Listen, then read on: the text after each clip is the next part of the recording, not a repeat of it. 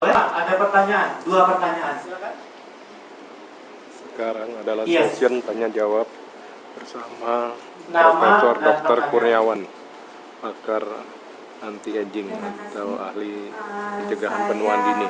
Ibu Temu Lukman dari Cipta mau bertanya, Pak, mau dijelaskan tentang resveratrol sendiri. Saya kurang paham. Terima kasih.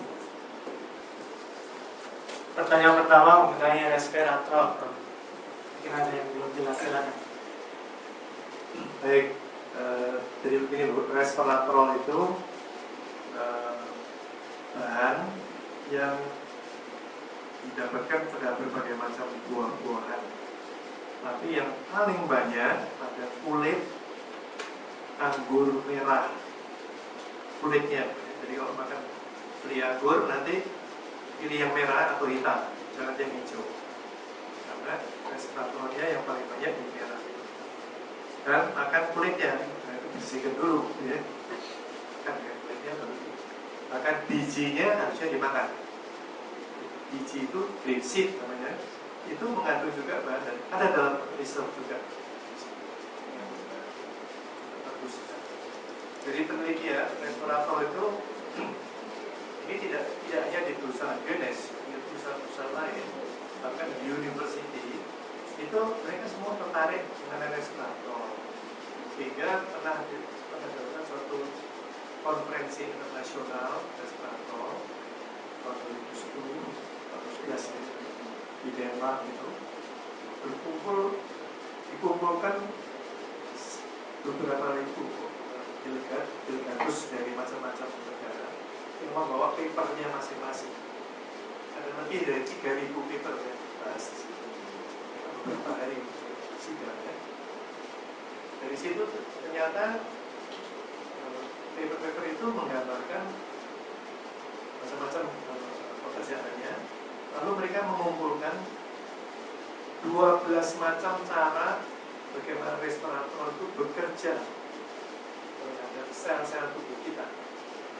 Detailnya saya akan sebutkan karena itu teknis medis ya. Cara kerjanya bagaimana. Tapi dari situ disimpulkan resveratrol itu dapat dipakai untuk mencegah dan mengurangi akibat dari 5 macam penyakit yang mematikan. Karena kalau dengan pengobatan yang biasa ujung-ujungnya tidak tertolong. Contoh cancer. Cancer itu kan memang pada sekarang orang belum jarang sekali ya, ada sih yang sembuh. Dan biasanya dengan pengobatan yang biasa di tempat rumah sakit itu survival ya, kesintasan. Berapa lama dia hidup setelah diobati itu tidak lama. Tapi dengan diberi resveratrol bisa lebih lama hidup dan menjadi lebih baik kualitas hidupnya. Ini Bu, kita tahu kalau orang kena cancer dikasih kemoterapi atau radioterapi itu badannya akan menjadi luluh rata. Baru rasanya kualitas hidupnya menurun, hanya bisa kerja, nggak bisa kerja, bisa mikir, nggak bisa mikir dan sebagainya. Nah, dengan diberi resveratrol, dia bisa bekerja lagi seperti biasa, walaupun kansernya mungkin belum sembuh. Itu satu contohnya. Jantung begitu juga. Kita diobati jantung, diobati, terbaik, tapi dia harus banyak restriksi. Batasan, olahraga dibatasi, makan dibatasi, ini itu dibatasi semua. Resveratrol, maka dia cepat kembali ke kondisi seperti semula. Itu adalah resveratrol. Karena bagusnya itu, akhirnya banyak perusahaan memakai resveratrol itu dalam bentuk ekstrak yang kemudian dijual dalam bentuk kapsul, minuman dan sebagainya. Nah, UNES ini juga menjual itu, membuat ekstraknya dibuat dalam bentuk gel yang kita kenal itu ya kita minum. Nah, gel ternyata dia yang paling baik dibandingkan kapsul atau yang lain. gel itu akan pertama mudah diminum, kedua karena anggur rasanya enak, ketiga kalau masuk ke lambung dan usus cepat diserap. Itu kan kelebihannya dari gel. Itu tuh ya, cukup jelas ya? Cukup jelas menggambarkan pertanyaan yang ditanyakan. Iya, baik. Masih di daerah sini dulu sebentar. Satu pertanyaan lagi untuk termin pertama. Ada pertanyaan seputar konsep yang dijabarkan tadi oleh Profesor Kurniawan. Kalau nggak ada, saya lari ke sini. Nggak ada? Oke, baik. Saya lari ke sini dengan siapa? Nama dan pertanyaannya. Terus berdiri. Sore, Profesor. Ya.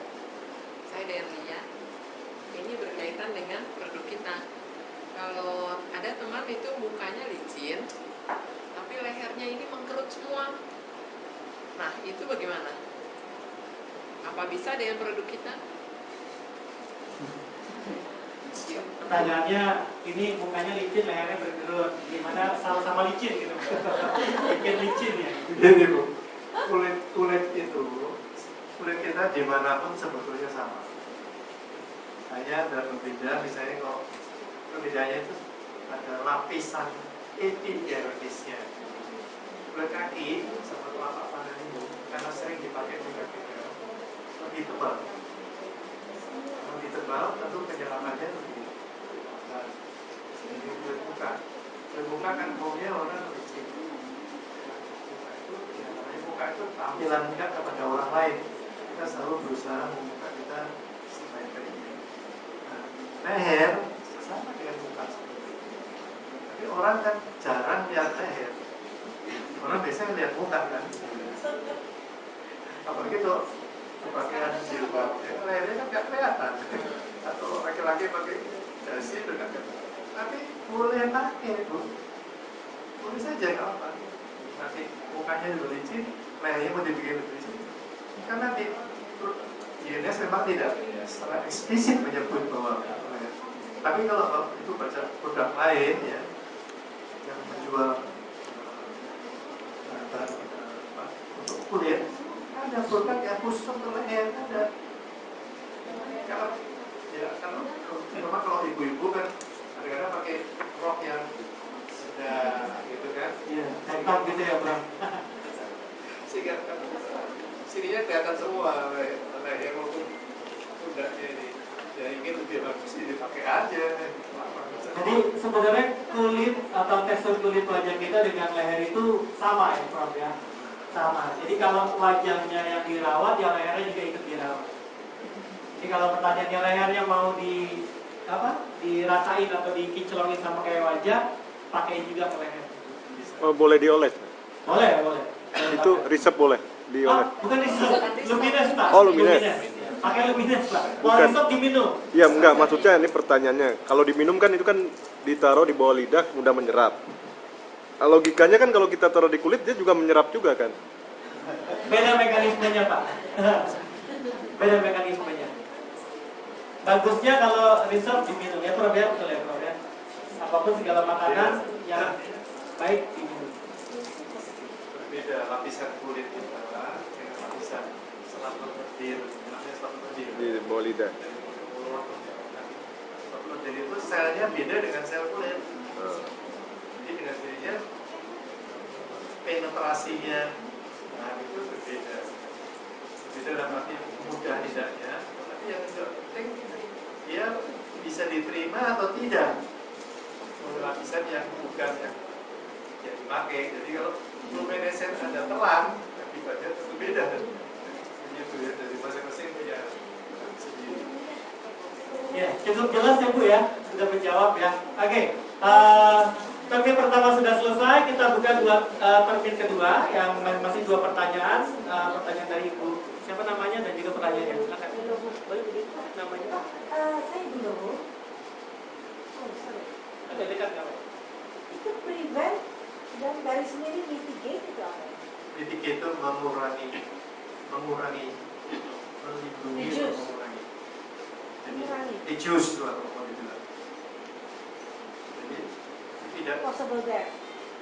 Ya, jadi orang penyakit ini, 5 penyakit ini dengan memakai reserve, maka akibat buruknya itu akan dikurangi. Tidak mengatakan mencegah sama sekali hilang, tidak pernah bisa bilang, kita tidak pernah bisa bilang menggaransi. Dalam kedokteran, dunia kesehatan, nggak ada yang berani menggaransi ya. Kita akan memberikan produk ataupun nasihat yang sebaik-baiknya demi kepentingan yang memakai ya. Ya, pertanyaan selanjutnya yang kedua. Oke, tadi Ibu mau nanya? Ya boleh. Saya Prof. Saya Diana.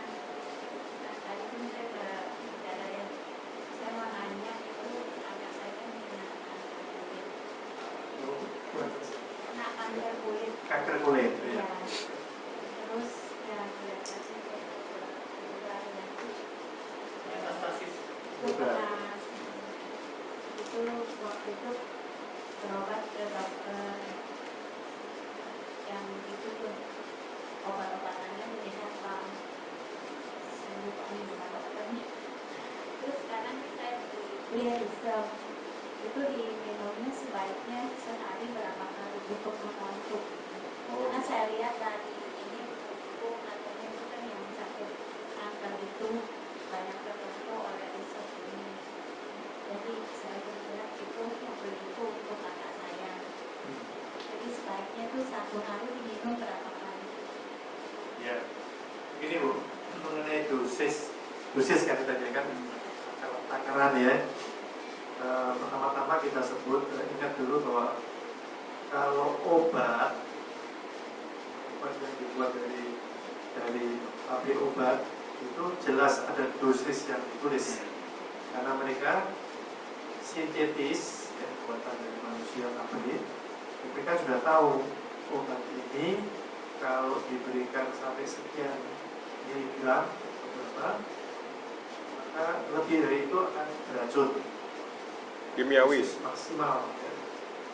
Lalu ada dosis yang terapi, dosis yang akan memberi pengobatan hasil, itu untuk obat ya. Itu kalau setiap kita beli obat pasti ada tulis di labelnya itu ada. Nah, sekarang kalau produk-produk yang sifatnya natural alami itu tidak jelas disebutkan berapa maksimal. Analoginya begini, kalau kita suka makan buku aja apakah 1 kilo atau 10 kilo? Nah, ada yang bilang kalau makan 10 kilo ya mati dulu. Paling sakit perut. Jadi artinya begitu, bahan-bahan yang alami itu tidak mempunyai dosis maksimal. Walaupun kita tahu bahwa kalau dimakan kebanyakan ya memberi efek-efek yang tidak enak misalnya. Jadi artinya selama ini untuk reserve ini untuk yang ini ada 5 itu yaitu itu minimal harus 3 kali sehari. 3 kaki siang sore, bahkan kalau perlu bisa 6. Ya, sudah 2 hari ini saya kasih setiap minum uang. Setiap minum Mau 2, oke. Iya. Berapa kali Bu? Saya belum karena siang saya nggak minum dulu jadi pagi sore aja. Pagi sore itu. Ini sih rencana saya karena 3 hari. Bisa begini Bu, Iya. kalau baru mulai jangan sekaligus banyak, bertahap aja dulu supaya dia menyesuaikan diri dengan terutama lambungnya ya. Ada orang yang lambungnya sensitif, merasa enak, mual apa, itu jangan berhenti karena itu banyak reaksi ringan, pelan-pelan dinaikkan 3 kali 1 sampai dilihat bagaimana subjektif yang dia rasakan. Kalau dia merasa enak dan bisa naikkan tadi 3 kali 2. Di samping itu ya pengobatan kulitnya ini sendiri, kankernya itu mestinya ya di ada tertentu ya bagaimana ya.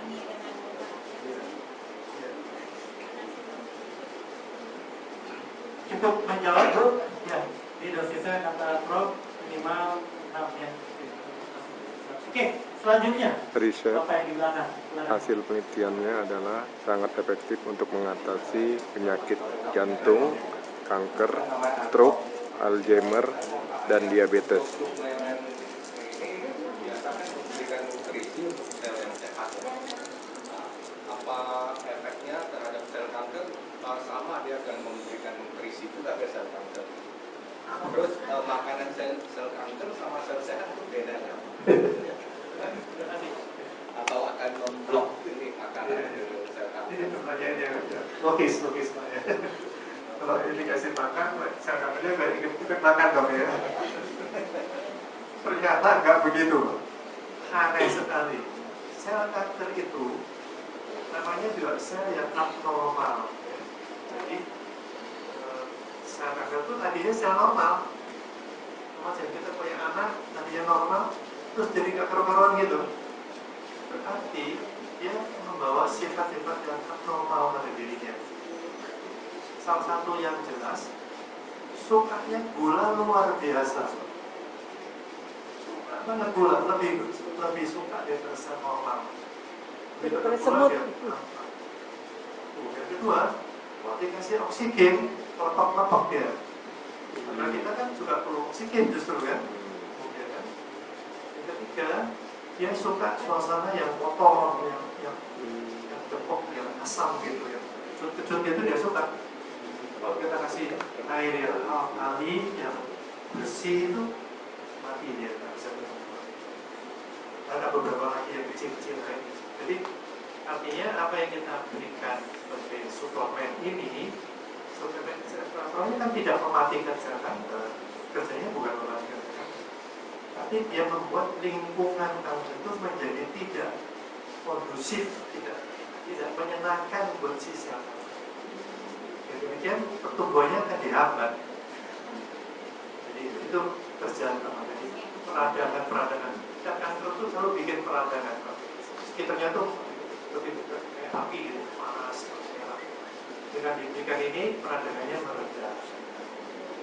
Itu kerjanya. Jadi jangan membayangkan nanti dikasih respirator, sel kankernya pada mati. Nggak bisa mati. Ini mati sendiri nanti karena dibuat lingkungannya nggak enak gitu. Itu kerjanya. Karena sifatnya membantu. Sekali lagi membantu. Bagaimana Pak? Cukup jelas menjawab ya?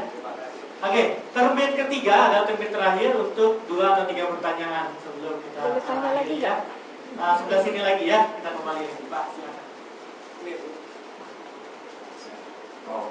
Nama saya Luka. Tanya, apakah penyakit hepatitis C bisa diajukan untuk Indonesia juga? Dan cara kerjanya gimana?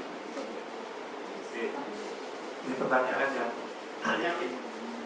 Bagus. tadi saya katakan kan kita harus membedakan yang disebut peradangan dan infeksi. Kalau infeksi artinya pasti akan menyebab kuman atau virus atau pasif, kadang cacing juga begitu. Virus itu kalau masuk dalam badan dia langsung masuk dalam sel, dia tidak di luar sel dan beredar dalam sel. Melainkan kalau malaria dia beredar dalam darah, belakangan baru masuk sel. Jadi macam-macam caranya gitu. Khusus hepatitis C ini memang terkenal sekali bahwa dia itu sekali masuk sel nggak mau keluar. Nggak mau keluar. Kalau sel satu mati pindah ke sebelahnya lagi. Jadi dia pokoknya seperti orang indekos tuh bandel banget. Nggak mau pindah, padahal nggak bayar. Jadi problematik sekali untuk mengobati hepatitis C. Ada obat-obat yang diberikan untuk antivirus. Diberikan sejumlah virus mati, tapi sebagian keburu lari ke sebelahnya. Karena itu sukar sekali dihilangkan hepatitis C. Yang bisa dilakukan adalah membuat diberikan obat-obat yang menekan jumlah virusnya. Seperti HIV juga begitu. Virus begitu masuk dalam sel, masuknya ke sel-sel limfosit lagi, sel yang gunanya untuk tahanan tubuh ditempatin dia. Ibaratnya dia masuk ke rumah jaga. Kalau satpam itu rumah jaganya dipakai sama dia. Masuknya ke kandang macan. Jadi obat yang ada sekarang adalah mencoba supaya sel virusnya itu sesedikit mungkin masih ada gitu.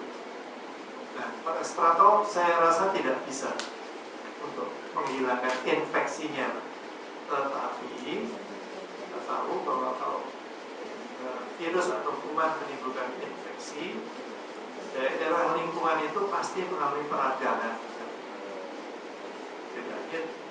Peradangan artinya apa? Makanan ke situ kurang bagus, dan pembuangan zat sisa juga terhambat. Jadi dengan memberi respirator membuat lingkungannya menjadi lebih baik, tapi virusnya tetap aja banyak. Mau Pak? Yang bisa mati virusnya mungkin imun sistem kita juga ya Pak? Ya, tapi itu sulit sekali dengan satu Ini Pak, kalau riset kan katanya memperbanyak atau membuat pertahanan tubuh kita. Apa itu bisa dilihat gitu? Kalau nambah kekebalan tubuh kita kan berarti bisa mengusir virus atau semacam. Jadi begini, dia tidak memperbanyak langsung gitu lah ya, tapi dia membuat supaya imun sistem kita menjadi aktif kembali. Dan katanya mempermudah sel. Oh iya, tadi kan saya sudah sebut ya, mempermudah itu ya. Kalau sel makin banyak kan yang dipermudah itu sel yang nggak sakit Pak. Kalau sakit ya nggak bisa. Boleh satu lagi? Cukup menjawab? Cukup ya. Jadi artinya kalau untuk kasus seperti itu memang obat-obat agak sedikit susah, tapi dengan dibantu nutrisi yang baik, dia akan membantu untuk peradangannya, mengantisipasi atau mengatasi peradangan yang begitu Prof. Sekaligus juga menguatkan sistem pertahanan tubuh kita. Dengan demikian dia akan bisa melawan. Biasanya memang kembali lagi infeksi itu tidak bisa disolusikan hanya dengan suplemen, tapi juga dengan obat-obat. Ya silakan Bu. Terima kasih. Selamat sore Dok. Dok mau tanya, teman saya minum Rise, dia bilang sempoyongan. Yang tadinya nggak kenapa-napa gitu. Itu ada apa ya Dok ya? Sempoyongannya kenapa? Sugesti. Sempoyongan itu mungkin entek badannya kayaknya. Saya nggak bisa jawab itu. Karena sempoyongan itu adalah subjektif ya, perasaan diri sendiri yang ya bagaimana kita mengkonfirmasi itu. Kalau seperti misalnya terus dia jadi panas, itu kan bisa diukur badannya. Tapi kalau sempoyongan, tapi mungkin saja terjadi bahwa dalam proses penyesuaian itu yang tadi saya terangkan, peremajaan itu banyak hal-hal yang tadinya kurang baik diperbaiki oleh dia, sehingga keseimbangan mungkin sementara bisa akan terjaga. Kalau saya sih nggak apa-apa kalau sempoyongan itu saya nggak jatuh aja. Jangan sampai jatuh. Karena nanti dia akan mengadaptasi dirinya. Adaptasi saya nggak tahu apa banyak yang mendengarkan atau merasa kalau minum ini sempoyongan. Enak, ketagihan malah. mungkin Saya ini sendiri tidak pernah saya sempoyongan. penyesuaian dalam tubuh Dok, penyesuaian kali Dok, Mungkin pas kebetulan minum terus juga sempoyongan. Jadi bisa jadi atau biasanya hal lain. makannya yang jelek-jelek dikasih yang bagus kaget gitu, kan riset kan bagus tuh kaget. Ada satu lagi, boleh nggak nanya ya? Iya, masih di sini ya. Kita masih ada 30 menit lagi loh, Prof. Ada yang berpikir Ya, silakan. Ya, selamat sore Prof. Saya mau bertanya untuk, kalau dosis saya sudah jelas, tapi untuk berapa usia bisa minum Rise ini? Itu yang saya Oh, tanyakan. usia. Terima kasih. Bayi. Saya tanya balik Bu. Ibu beli anggur, isi 2 anggur. Umur berapa deh? Makan anggur. Anak kecil boleh makan anggur usia berapa, Bu? Ketika dia bisa minum, ya. Sebetulnya tidak ada batasan umur yang nggak boleh sekian atau lewat ini atau kurang ini nggak ada ya. Tentu kalau umur masih kecil ya kita tidak memberi takarannya juga dibatasi, nggak boleh kebanyakan. Saya nggak tahu dari para itu Bapak Ibu sekalian yang jauh terus sudah punya banyak memakai ya. Tapi saya contohkan cucu saya sendiri umur 2 tahun dia udah tahu tulisan itu. Enak. Oke, saya kasih. Saya minum dulu sedikit, baru kira-kira saya berikan dia. Sekarang ini satu habis dia dan sehat banget. Seger dia sehari satu. Tiap pagi dia bisa itu. Sebentar habis. Jadi untuk anak-anak dalam pertumbuhan itu bagus dong. Ya antioksidannya tinggi. Iya. Semuanya diperbaiki kan. Oh. Kan dia freelance. Mencegah. Oraknya tinggi nggak itu? Orangnya tergantung masing-masing itu dong. Iya, tapi tinggi ya. Misalnya buat anak-anak yang mudah capek, mudah sakit itu boleh. Ada vitaminnya juga sebetulnya. Buah-buah itu mengandung vitamin. Ada acai berry-nya ya. Ya, Bu. Ya, anak-anak biasanya kalau boleh makan makanan yang sama seperti orang dewasa itu ketika usia 1 tahun. Ya, yang makan pendamping itu ya sama seperti orang dewasa itu 1 tahun. Jadi 1 tahun masih bisa. Iya. Dok, itu saya pengalaman sendiri anak saya ya. Dia itu kalau kerja, he's a lawyer di Singapura. Kalau kerja kadang-kadang ada target setiap hari, Sabtu Minggu juga sampai jam 4 pagi. Nah, saya kasih reserve. Ya. Kalau ada target ya. Tapi saya berikan reserve sehari 3 kali. Dia nggak pernah jatuh sakit atau flu atau apa, dia bisa bertahan. Suatu saat ada dokternya dia karena dia lama-lama dia punya fungsi ginjal fungsi livernya agak berkurang gitu ya, sehingga terus dia kasih tahu dia menggunakan ini gitu, dari ibu saya. Kan dokter bilang hati-hati ya karena ini bisa merusak ginjal. Ada lagi satu dokter di Jakarta juga bilang, saya kesel gitu, saya percaya banget anak saya bertahan selama berbulan-bulan dengan reserve. Kok dokter kadang-kadang suka enak-enak baca gini, wah ini bisa merusak ginjal gitu. Coba gimana dok, kita harus, masa kita mau guruin dokter gitu.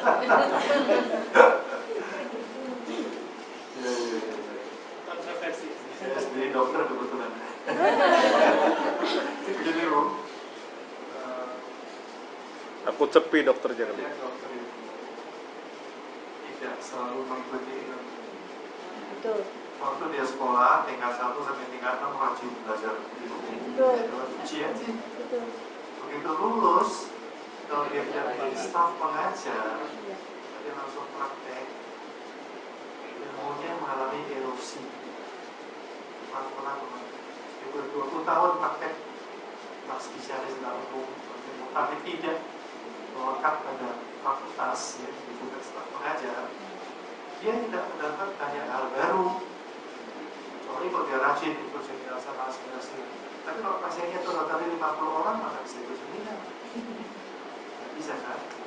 Saya melihat itu, saya mengkritik teman-teman saya sendiri bahwa ilmunya itu menjadi kadaluarsa. Yang dia ingat adalah waktu dia belajar dulu 30 tahun yang lalu mungkin. Ini saja banyak timbul pernyataan-pernyataan yang kontroversial. Yang merusak ginjal itu obat. Nah, obatnya dia kali. Obat apapun kalau Tangan dong, tepuk tangan. terus-terusan dan dosisnya apalagi lebih-lebih, ginjal dan liver pasti rusak. Satu contoh yang mungkin barangkali kita bisa cari, paracetamol ya, kalau namanya Paramek atau apa saja yang dijual di mana-mana. Itu minum itu merusak liver dan ginjal. Tapi kalau lihat orang Indonesia, hampir semua makan paracetamol. Kayak kacang.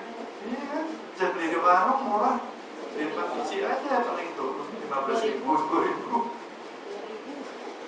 banyak dengan gampang pusing dikit paracetamol, sakit kepala paracetamol, kadang-kadang sakit kaki minum paracetamol. Itu yang terjadi. Pembantu saya juga hafal semua paracetamol. Nanti paracetamolnya banyak. Itu merusak. Tahu anggur kok rusak ginjal bagaimana sih? Sebetulnya kan gitu ya. Tapi tentu kita harus tahu bahwa suplemen tidak semua suplemen baik. Terus saya kenal banyak suplemen. Salah satunya ini yang saya tahu. Makin murni dia membuat ekstraknya, tidak dicampuri dengan macam-macam lagi, makin aman. Ada juga yang campur ini campur itu supaya lebih menarik dan mengurangi bahan aktifnya dan sebagainya. Harganya bisa ditekan atau nah itu yang juga kalau kebanyakan bisa saja berbahaya. Dan itu pun safety marginnya besar sekali. Tidak gampang lah. Jadi kalau dokter dia bilang rusak ginjal, rusak liver, ya aja, ya nggak usah dikata buat apa. Tapi ya masuk sini, di sini. Tentu dengan dosis yang benar ya. Kalau minum satu ini diminum sekaligus ya nggak tahu. Satu dus. Coba mantap. Baik. Cukup Ibu. Pertanyaan terakhir nanti kalau misalnya nggak tertampung boleh nanti email ke saya dan juga nanti akan saya langsung sampaikan kepada Profesor. Oke, silakan. Saya Alfa dari Tangerang. Oh. Saya mau menanyakan untuk kayak reservator ini bisa nggak bekerja pada penyakit autoimun? Itu yang pertama. Yang kedua, kalau yang ilminis ini bisa nggak untuk ibu menyusui atau ibu hamil itu kerjanya kan dia untuk regenerasi dia bekerja di growth factor untuk regenerasi sel ya Prof. Bisa nggak untuk ibu menyusui atau ibu hamil? Nah yang ketiga, kalau saya boleh tanya, reservator dengan itu kan terkandung dari salah satunya yang terbanyak kan buah anggur merah yang Amerika. Bisa nggak baik mana? Saya makan buah anggur banyak atau reservator lebih baik? Terima kasih. Pertanyaan itu langsung diborong. Saya jawab yang ibu hamil dulu ya. Gini prinsipnya kalau ibu hamil, apalagi hamil yang masih awal ya, pada saat janin itu baru terbentuk dari dua sperma sama sel telur jadi satu, kemudian belang. Nah itu saat-saat yang kritis bagi si janin ini, embrio ini untuk membentuk bakal organnya, bakal mata, bakal jantung, bakal otak. Bagi satu bisa jadi lain-lain gitu kan. Nah, jadi saat-saatnya semacam ini yang paling aman adalah dia dapat nutrisi dari ibunya sendiri. Artinya apa yang ibu makan sehari-hari melalui kali pusatnya akan masuk plasenta, masuk ke bayi, itu dari situ. Biasanya kalau ibu ini makan sesuatu yang lain, obat maupun produk-produk suplemen ya, tentu itu akan masuk juga nanti dalam pusat si bayi ikut mengkonsumsi si embrio ini. Nah kita tidak tahu dokter apa ada akibat tidak pada saat dia mulai bikin merubah selnya menjadi sel jantung, sel otot. Itu kan pekerjaan yang sangat halus sekali. Hanya Tuhan yang bisa, kita nggak tahu gimana. Tapi kalau kita kasih sesuatu yang lain, ada kemungkinan terganggu nanti. Risiko itu ada. Jadi saya selalu ambil safety ya. Kalau dia masih hamil yang muda, bahkan obat pun jangan. Kalau dia sakit, ada kan ibu yang sampai muntah hebat sekali kan. Bapak saya diobatin untuk mencegah kekurangan makanan dan muntah hebat. Tapi kalau dia hanya dia dikasih vitamin yang memang untuk janin, vitamin tertentu, nggak semua vitamin. Dan saya tidak bisa anjurkan pada tunggu sampai udah besar. Kalau ibunya sebenarnya cukup sehat dengan konsumsi tidak perlu ditambahin dulu. Jadi kita jangan pengen biar bayinya kuat dari BPN, jangan, karena ya itu kita tidak tahu mekanismenya lewat kali pusat itu bagaimana. Bisa saja tidak semuanya bisa ke situ. Nanti kalau anaknya sudah lahir, tadi makan kasih ibunya 11 tahun, baru kasih respirator. Karena terang, gitu ya. Satu. Yang kedua tadi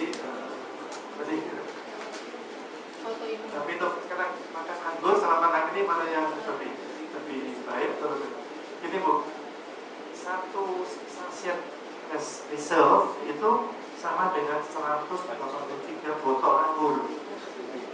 Jadi Pak, itu minum 183 botol satu. Jadi kalau buahnya saya nggak tahu, berhitung berapa, berhitung buah, tak berapa ratus buah, jadi praktikalnya tidak bisa kita lakukan. Itu dibuat ekstrak. Satu lagi ada apa?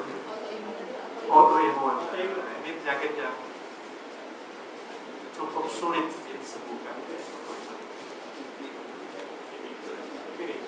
Autoimun itu sekarang ini makin lama makin banyak muncul di masyarakat. Dulu waktu saya masih sekolah, lulus, jarang dengar autoimun. Itu sudah 40 tahun lebih yang lalu. Artinya apa? Lingkungan yang buruk di sekitar kita itulah yang membuat sehingga kita kemudian bereaksi secara abnormal. Autoimun itu berarti sel-sel kekebalan kita itu sudah kehilangan akal. Dia menyerang sel kita sendiri. Artinya dia fungsinya sudah berubah. Dan itu berubahnya karena polusi-polusi dari bahan-bahan sintetik yang kita makan itu masuk, kemudian dari pestisida dan kemudian mana-mana, dari rokok, dari macam-macam ya, itu membuat supaya sistem imun kita itu menjadi kacau, tidak bisa sehat. Nah, beberapa orang kemudian menjadi jadi autoimun mengembalikan ke sebalik ini yang sulit sekali, mengembalikan supaya dia tidak lagi menyerang badan kita sendiri. Respirator saya belum pernah baca dia bisa membuat sendirian. Jadi ada produk lain, bahan lain yang bisa memodulit, istilahnya modulit itu mengembalikan kekebalan itu menjadi fungsi kembali, yang kurang diperbaiki, yang lebih diperbaiki. Jadi bukan kerja dari respirator. Jadi kalau autoimun harus ditambah dengan produk lain atau dokter ya. Jangan menjadikan hanya dengan pisau. Tapi dok, kalau untuk 5 penyakit tadi efektif ya? Kanker, ya, diabetes, terus dinyatakan dalam forum ilmiah itu kita kan Alzheimer dalam bentuk produk. Dan Mereka membuat kesimpulan itu dari hasil-hasil risetnya. oh, jadi sudah dipublikasikan. Sudah dipublikasikan. Sebenarnya untuk jantung juga riset respirator. Tapi sekali lagi bukan obat. Jadi artinya Tapi berfungsi untuk penyembuhan. Akan memberikan bantuan pada pengobatan yang diberikan. Jantung kan macam-macam Pak. Penggunaannya, ada klepnya, ada obatnya.